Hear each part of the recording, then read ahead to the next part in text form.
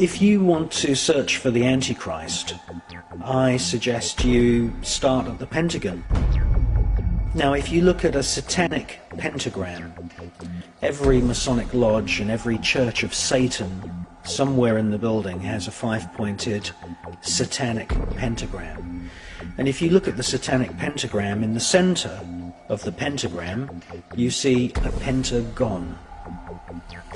And the Pentagon building itself is a grandiose piece of occult architecture. And the United States, and indeed many cities around the world, are full of occult buildings. The Pentagon is orientated towards the north. This, traditionally in magic terms, is the point on the compass where the god of war, or the spirits of war, are invoked, at the north point of the compass. If you look at an aerial picture of the Pentagon, you'll see that it's a pentagon, inside a pentagon, inside a pentagon, inside a pentagon.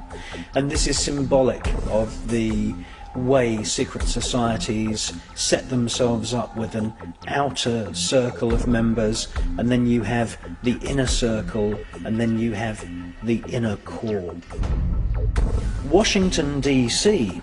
is a fascinating place to explore once you've learnt the signs and all the symbols of Freemasonry and satanic groups such as the OTO.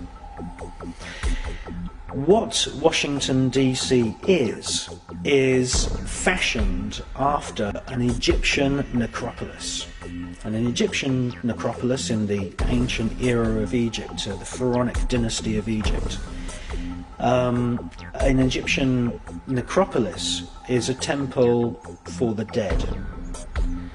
And what Washington, D.C. is a modern version of an ancient Egyptian temple for the dead, but this is now a temple of death. And if you want to look for satanic inspired architecture, look no further than the Washington Monument. It's proportioned after the giant obelisks of Egypt, and its height above ground is 555 feet.